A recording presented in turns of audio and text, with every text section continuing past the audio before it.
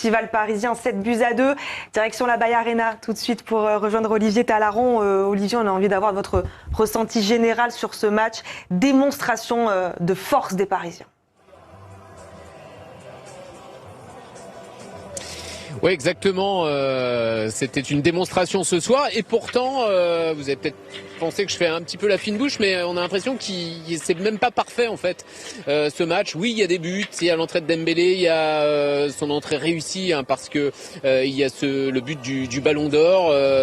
C'est vrai qu'offensivement, Paris a réussi des choses, mais on a ce sentiment que c'est pas encore le meilleur PSG, et c'est un comble parce que lorsqu'on gagne aussi largement à l'extérieur, on peut se dire que le match a été parfait de bout en bout, mais on peut imaginer que Luis Enrique sera pas trop satisfait des 2 buts encaissés, de ce petit quart d'heure en première mi-temps à 11 contre 11 où Paris s'est un petit peu fait bousculer, à l'image de Zabarni par exemple. Donc oui, on est exigeant avec le champion d'Europe. Oui, le champion d'Europe ce soir, si on regarde que le score, que le résultat était en démonstration, mais il y a encore une marge de progression. C'est l'impression en tout cas que ça donnait au plus près du terrain ce soir.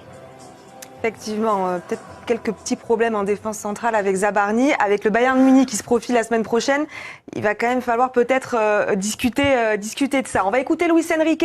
Première réaction au micro-canal et puis on rejoint Olivier en suivant. Le sentiment est seulement très positif parce qu'on a joué, je pense, très bien. On a eu des chances très claires et je pense qu'on a mérité la victoire. Et ça a été un peu bizarre parce qu'avec les joueurs expulsés, c'est un match différent, 10 contre 10, mais je pense qu'on a mérité la victoire. Oui, parce qu'il y a une réorganisation de votre part après le carton rouge de Zabarni. Et comment vous avez mené votre réflexion? Est-ce que derrière, il y a eu 3 buts en 5 minutes de vos joueurs? Mais je pense que c'est toujours compliqué de jouer à l'extérieur. Tu le sais, parce que l'ambiance et toutes les choses, il y a beaucoup de choses que tu ne peux pas contrôler. Mais je pense qu'on a fait comme d'habitude notre métier, notre travail. Et c'est clair qu'on est fiers de cette équipe. Fier d'Ousmane Dembélé aussi, qui a fait son retour, votre Ballon d'Or, qui a marqué. Comment vous avez perçu son retour? Et il a marqué comme beaucoup de buts de l'année dernière avec les passes décisives de Barcola. Et c'est joli de voir cette connexion entre les joueurs. C'est joli de récupérer des joueurs comme Ousmane et Marquinhos. Et nous sommes contents et il faut continuer. Il a de quoi être fier quand même, Luis Enrique. On va tempérer un petit peu ce que dit Olivier Talaron, qui a du mal à s'enthousiasmer pour cette victoire, mais jamais le PSG n'avait marqué 7 buts à l'extérieur en Ligue des Champions. Le record était déjà battu à 6 buts marqués. Ça fait 13 buts en 3 matchs. C'est l'attaque la plus prolifique d'Europe.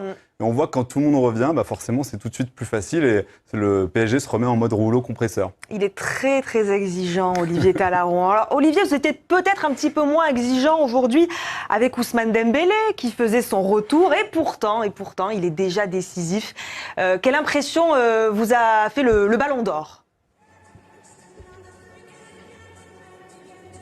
Oui, avant de parler de Dembélé, attention, j'ai pas dit que Paris a pas fait un bon match non plus. Vous marquez 7 buts à l'extérieur.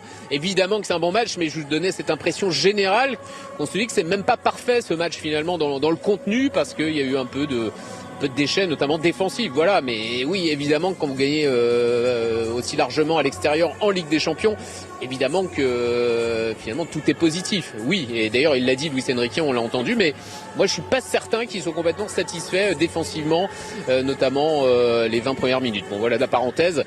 Sur Ousmane Dembélé, on va rappeler que c'était son 100e match, toute compétition confondue avec le PSG aujourd'hui. Il est entré en jeu, il a marqué. Ce qu'on peut dire, c'est que, et Luis Campos, en discutant avec lui hier, directeur sportif, avec Nicolas Paillard également, il nous avait dit on est encore dans la gestion de son retour. Alors s'il joue, il ne jouera que quelques minutes. C'est pour ça qu'on vous annonçait qu'il ne débuterait pas. Et ils sont encore dans la gestion. D'ailleurs, Ousmane Dembélé l'a dit au micro-canal à la fin de la rencontre. Je suis arrivé un petit peu sur la pointe des pieds. Je suis encore dans ma phase de reprise. Il faudra un petit peu du temps pour revoir le vrai Ousmane Dembélé. Peut-être le Ousmane Dembélé Ballon d'Or. Mais on va rappeler aussi que Luis Enrique nous disait hier qu'il ne voulait plus entendre parler du Ballon d'Or. L'entraîneur parisien. Il est content du retour de Dembélé pour tout ce qu'il apporte dans le vestiaire, sa personnalité, son énergie, mais il nous expliquait en quelque sorte que voilà, il repart pas à zéro évidemment parce qu'il a un statut énorme, mais qu'il va devoir à nouveau prouver qu'il est incontournable. Et bon, ce qu'il montre ce soir en si peu de temps, il arrive à marquer au bout de 3 minutes. Bon, je pense qu'il a donné déjà une première réponse à son entraîneur. Parlons des choses qui fâchent maintenant. Olivier, on le disait, dans 2 semaines, il va y avoir ce match contre le Bayern Munich, qui est l'une des meilleures attaques d'Europe. Et cette défense centrale, elle n'est pas forcément garantie 100%. Il y a Willian Pacho qui fait un match encore incroyable. Et il y a Zabarni qui est un petit peu plus en difficulté. Parlez-nous un petit peu, Olivier, de votre impression de ce match de la défense centrale parisienne. Voilà, Clément lui s'enthousiasme pour un 7-2, mais il faut regarder dans le détail évidemment Clément, parce que je vous parlais de la défense. Oui, Zabarni aujourd'hui il fait un peu peur, hein, franchement, sur ce qu'on a vu en tout cas jusqu'à son exclusion. C'est pas la sécurité, la sécurité absolue. Il avait choisi de laisser Zabarni, Luis Enrique, malgré l'enchaînement des matchs de l'Ukrainien qui avait joué 2 matchs en sélection, qui avait joué contre Strasbourg. On n'était pas à l'abri de voir Marquinhos titulaire ce soir, mais il a préféré à l'image de Dembélé, encore le laisser au repos. Mais Marquinhos, je trouve qu'il apporte quand même plus de sécurité aux côtés de Pacho que Zabarni. Alors oui, il y a le Bayern qui va se présenter, ça sera autre chose, hein, parce que là encore, c'est un élément qui me fait dire que oui, c'est une belle victoire, mais attention, pas s'enflammer complètement, parce qu'en face, on a vu un Leverkusen qui était pas la meilleure équipe d'Europe, loin de là aujourd'hui. Contre le Bayern, ça va être autre chose, et derrière, il va falloir être beaucoup plus solide en défense centrale. Je rappelle que Paris a quand même pris 2 buts ce soir, on en a pris 3 contre Strasbourg, et prend quasiment des buts à chaque rencontre.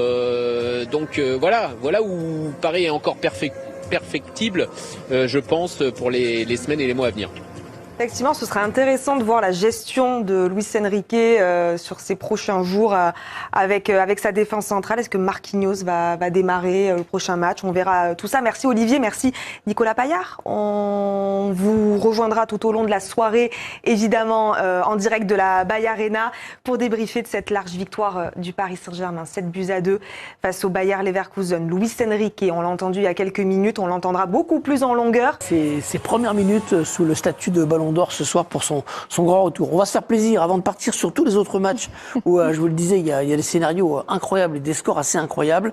Se faire plaisir en revoyant les buts de ce match qui a bien débuté pour les Parisiens avec cette ouverture du score. À la suite d'un coup de pied arrêté, la tête de Pacho. Son premier but avec le PSG, on en parlait à la mi-temps, c'est à la suite d'un corner joué à 2, et c'est pas la première fois cette saison que Paris marque dans ce registre où Paris était parfois déficient ces dernières saisons. Qu'est-ce qu'il est bien frappé, ce centre-là, il est vraiment bien fouetté, il est dans la bonne zone. En ce moment, Nuno Mendes, en termes de passes décisives, il est affûté, son pied, je trouve. Bon, il était déjà bon, mais là, entre le Portugal et le Paris Saint-Germain, il est incroyable. À gauche, c'est le meilleur du monde. Incroyable. On va le faire dans l'ordre, parce qu'il y a eu tellement de buts. On va revenir sur l'égalisation. Il y a eu, entre-temps, un penalty concédé qui a valu à Zabarni un jaune. Un poteau. Il va y avoir un deuxième carton qui va donc être un rouge, et un penalty qui, cette fois, lui, va être transformé par Alexis Garcia. Qui est un rouge direct à RB, je me permets, qui est un rouge direct en plus pour Zabarni. Oui, même s'il n'est pas pris de jaune, il serait sorti quand même. Voilà. Alex Garcia, oui. C'est le seul point noir de la soirée pour Paris, cette exclusion finalement de Zabarni. Oui, parce qu'il a mis en difficulté son équipe, et c'est pas la première fois depuis le début de la saison, donc il faudra encore compter sur Marquinhos, Pacho cette année sans doute. Point noir, ça va permettre à Marquinhos de revenir tranquillement dans l'équipe. Exactement. C'est le moment où on se dit peut-être que ce match peut mal tourner, et puis finalement il va y avoir les 5 dernières minutes de la première période qui vont être dingues, avec Doué, avec Gvara et avec un nouveau Doué qui vont marquer. Alors là on est dans le pur style parisien, la récupération, la projection en nombre et la conclusion avec le talent à la fin. De l'un ou de l'autre. De la vitesse, du mouvement, des solutions, plusieurs solutions pour le porteur, donc forcément beaucoup plus dur pour l'équipe adverse de défendre. Et l'enchaînement de Doué qui est rapide, contrôle pied droit, frappe pied gauche, ça va très vite. Et effectivement, la finition, ça va très vite, et ça montre aussi que Doué va pouvoir apporter encore plus de belles choses à la finition. Et ça montre aussi que Doué, dans la zone de vérité, c'est pas mal aussi, parce qu'il y a quand même une habileté, une rapidité. Très juste, techniquement, ça fait les bons choix. Non, c'est très fort. Vara, Bim, bim. bim, bim, Gamel. J'aime bien moi les buts comme ça. Toujours envoyer le ballon plein axe. Vara avec son nouveau style, avec les chaussettes remontées. C'est pas validé ça. Moi, Grimaldo, il fait une grande J'aimais bien son petit style petites personnel. chaussettes baissées là. Et puis, dans ces 5 dernières minutes absolument dingues. Où 3 buts Paris en 6 minutes 25. Voilà, a scellé le match, vraiment, en 6 minutes. Et des buts à l'allemande, puisque c'est à chaque fois sur un jeu très rapide et très vertical. Et encore une fois, ce que j'ai vraiment aimé, c'est qu'ils ont été piqués sur on va dire, sur le fait que le Bayern revienne sur ce penalty et derrière un peu en mode qui s'y frotte, s'y pique, bim, derrière je te punis et je deviens meilleur et je marque des buts. Et ça, c'est vrai que c'est pas nouveau, mais c'est vraiment agréable en fait. Ça valide le fait, souvenez-vous, il y a une période au tout début qui commence à dater où Luis Enrique n'était pas content quand le ballon partait trop vite en profondeur. Là, il dit plus rien, ça lui va. Non, mais c'est une transformation, une mutation qui a déjà eu lieu la saison en deuxième partie de saison dernière, où le Paris Saint-Germain a marqué beaucoup de buts comme ça avec des déboulés de Barcola. Ça avait fait notamment mal à Brest. Enfin, il y a eu contre beaucoup d'équipes, ça avait été très important pour eux. Il a des joueurs pour jouer de cette manière-là. Désiré Doué est capable justement d'avaler les espaces. Barcola également. Dembélé est capable de le faire aussi. Donc, et en plus, il y avait, Samir l'a dit tout à l'heure, un milieu de terrain qui était à même de produire ça. Et ça en fait une équipe protéiforme qui est capable de tenir le ballon, de piquer en contre et qui devient quasiment injouable. Ce qu'il faisait déjà avec le FC Barcelone. Son FC Barcelone à lui était un peu différent de celui de Guardiola parce qu'il était capable de se projeter vers l'avant. Et au milieu, il avait Rakitic qui était ce milieu qui faisait les courses ou par la frappe de balle qui faisait la différence. Celui dont vous disiez à l'instant qu'il était le meilleur latéral à son poste au monde, Nuno Mendes. Il n'y a pas que sur le terrain qu'il est bon. Ses progrès en français, c'est exceptionnel. Il parle vraiment remarquablement bien aujourd'hui. Il est honnête, il a dit que le gardien l'avait aidé. Ouais, c'est pas le seul but sur lequel d'ailleurs il les a un peu aidés. Ouais. Ils ont bien fait de libérer quand même Nuno Mendes parce que rappelez-vous, il y a une époque, il n'y avait que Hakimi qui montait. Lui, il était toujours en sécurité derrière. On disait, c'est dommage, parce qu'il a du potentiel. Et il avait du potentiel. Je trouve que c'est presque lui aussi qui résume un peu l'évolution du Paris Saint-Germain où sur les attaques rapides, je ressentais une frustration de ne pas voir ce joueur prendre son couloir gauche. Et c'est vrai qu'il y a eu cette mutation du Paris Saint-Germain et je trouve qu'il l'incarne. Parce qu'il y avait vraiment une trop grande différence entre l'animation à droite par rapport à la gauche. Et il le fait excessivement bien. On disait tout à l'heure qu'on était impressionné par les mouvements incessants, le fait que des joueurs se retrouvent en position haute, en position basse, que tous les mouvements sont compensés. Et on a eu une illustration sur ce but de Nuno Mendes. Oui, toutes les positions sont interchangeables et on en a encore l'illustration là avec Vitinha qui vient s'insérer dans cette ligne de relance défensive à 3, ce qui permet à Nuno Mendes d'être libéré de ses contraintes défensives et de jouer beaucoup plus haut, presque à un poste de numéro 9 et d'être à la finition. C'est ça ce PSG aussi. Oui, mais souligner aussi le travail de Vitinha qui, on dirait un petit peu le même qu'il avait fait en finale de la Ligue des Champions sur le but de Doué. Mais non, c'est très fort. Il y a eu cette mutation déjà. On voyait Hakimi la saison dernière où Nuno Mendes occupait des fois cette position haute.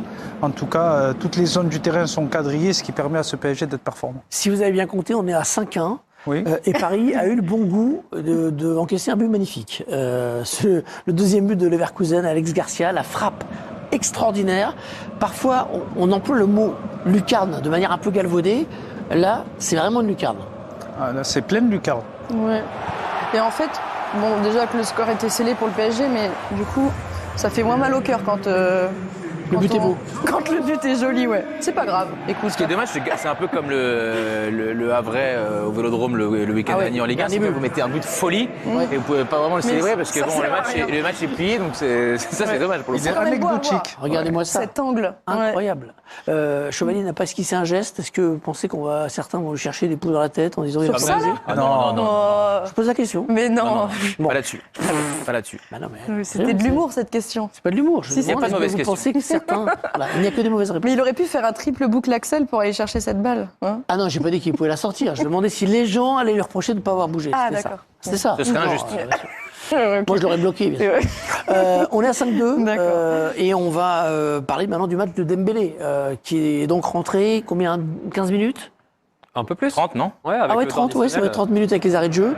Décidément, vous avez parfois des problèmes de temporalité, Hervé. Mais... Ce soir, le Alors, temps, ça le va pas. voici. C'est la 63e précisément. Ouais. 63e. Et vu qu'il y a eu 4 minutes de temps. Bon, ça fait donc un peu plus de 31 30, même. Bon, que dire de sa rentrée? Il y a ce but qui vient quand même éclairer sa prestation, parce que c'est un peu ce qu'on va retenir. Il est rentré, il est marqué. Bah, disons qu'une saison, ce sont des images, et celle-ci, dans le récit qu'on en fera, il a le ballon d'or, il revient sur le terrain, il marque. C'est pas le plus beau de sa carrière, mais il compte. Il l'avait annoncé qu'il marquerait pour son retour, il l'a fait. Donc bravo à lui. Et ça coupera court à des débats qui peuvent arriver au bout de 3 matchs. Si vous ne marquez pas, il a pris le boulard. En fait, il était bon que 6 mois. Bon, là déjà, il peut vivre sur un but déjà à l'espace de quelques temps. En plus, je crois qu'il joue Brest. Enfin, je pense pas. Il joue Brest le week-end prochain, Paris Saint-Germain, et il en avait marqué 7 la saison dernière. Donc c'est une proie qui lui réussit.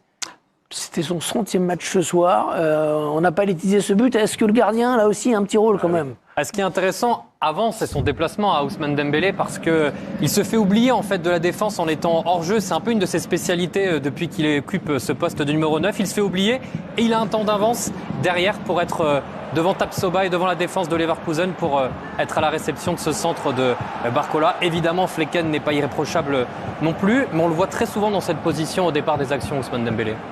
Oui, c'est vrai, comme vous l'avez dit, c'est pour avoir un temps d'avance sur la conclusion. J'avais trouvé, moi, sa course vers le but avec un peu de retenue. Ça se voit qu'il revient de blessure. Mais il a dit qu'il va récupérer ses sensations au fur et à mesure. Mais en tout cas, c'est bon pour la confiance de marquer pour son retour. Et puis même avec de la retenue, il va plus vite. Donc du coup, c'est plutôt encourageant pour la suite. Ouais. Paul Choucriel disait ce qui serait bien, c'est que Vitinha marque un but. Ça viendrait couronner un petit peu tout ce qu'il a fait dans ce match. Il a écouté. Chevalier, c'était plus difficile. Il en manque un, je trouve, quand même, sur les 3 premiers matchs du PSG en Ligue des Champions, c'est Barcola. Oui. Qui finalement, tout le monde a un peu à sa part du gâteau, sauf Barcola qui est décisif, mais qui ne marque pas lui aussi son but, il mériterait. Ouais, mais Vitinha aussi. Et en plus, il est beau. Son but en 2 temps, cette frappe du Portugais qui, à un moment donné dans le match, était à 99% de passes réussies. Il en a raté 2-3 ensuite. Nul. Mais il a quand même une proportion de ballons non perdus. Quel match il fait ce soir encore? Encore incroyable. Vraiment, incroyable. Oui, et puis j'aime bien moi les petites phrases placées comme ça, sans trop de puissance. Et comme l'a dit Paul Choucriel au commentaire, c'est vrai que c'est un petit peu la cerise sur le gâteau pour le récompenser par rapport à ce match. C'était plus dans l'ombre, mais regardez le momentum. Je crois que le momentum est en faveur du PSG. On dirait une orgue de Barbarie. C'est un truc de dingue. Ben oui, c'est pas. Avec des petits. Il n'y a pas eu de match. Il n'y a pas eu de match. Il ne faut quand même pas banaliser ce soir la performance du PSG, parce que certes, ce n'est plus le Bayer Leverkusen, champion d'Allemagne et invaincu il y a 1 an et demi lors de la saison 2023-2024, mais quand même aller en mettre 7 sur la pelouse d'un club, quand même d'un grand championnat européen, de cette manière-là, c'est quand même encore, après tout ce qui s'est passé cet été, après le début de saison du Paris Saint-Germain, avec toutes les blessures, quelques résultats qui ont été critiqués en Ligue 1 ces dernières semaines, franchement, c'est impressionnant. Ouais, mais c'est une équipe qui est très naïve en face. Ouais. Une équipe très jeune, c'est une équipe... Oui, il ne faut pas le banaliser, mais il ne faut pas non plus crier à l'exploit. Non, c'est pas un exploit. C'est une énorme performance. Non, mais la proportion est quand même... Oui. Et après, par rapport au débat qu'on peut avoir dans notre championnat domestique, bon, vous avez la preuve là que quand le Paris Saint-Germain vient avec l'équipe de nuit, c'est quand même pas pareil. Donc des équipes qui sont capables de battre le Barça, d'en passer 7 à Leverkusen, je pense pas qu'on puisse exiger des concurrents du Paris Saint-Germain en Ligue 1 qui puissient la regarder dans les yeux quand on voit ce qu'est capable de faire cette équipe dès lors qu'elle a ses joueurs titulaires. Sur le début de saison, mis à part le Bayern de Munich, je vois personne s'asseoir à la table du PSG. Hein. Oui, mais en ce moment, il y a des débats en France pour savoir si Marseille ne peut pas jouer le titre avec le Paris Saint-Germain. Non, ils ne jouent pas dans la même division. C'est des débats lancés par Hervé Matou. Oui, tout à fait. Ce qui tombe bien, c'est que le prochain adversaire, il sera à la table du Paris Saint-Germain, c'est le Bayern justement. Ce sera le 4 novembre. Une belle tablée. Le jour du 41e anniversaire de Canal. Regardez le programme de Paris. Bayern, Tottenham, donc là ça fait 2 matchs au parc de suite après 2 déplacements. Ensuite 2 déplacements, c'est à chaque fois des séries, hein. Bilbao et le Sporting, et ils termineront à la maison face à Newcastle. C'est un vrai choc, hein, ce PSG Bayern, très attendu. Hein. Oui, le Bayern est très impressionnant sur ce début de saison. À remporter tous ces matchs. Ils ont un Harry Kane de gala qui est capable de jouer numéro 10, numéro 8, numéro 6 comme ce week-end dans le Classiqueur. Non, non, Ils ont un coach un peu moyen, va, disait Samir Orantène, mais bon. un très grand coach. Et en plus, c'est bon Qui pote. a prolongé, là, je crois, d'ailleurs. Jusqu'en 2029. C'est Il a bien. pris un gros chèque. C'est pas mal. Débutons, si vous voulez bien, notre tour d'Europe de l'excellence. Tous les Merci d'avoir regardé la vidéo. N'hésitez pas à laisser un commentaire pour partager vos impressions et à vous abonner.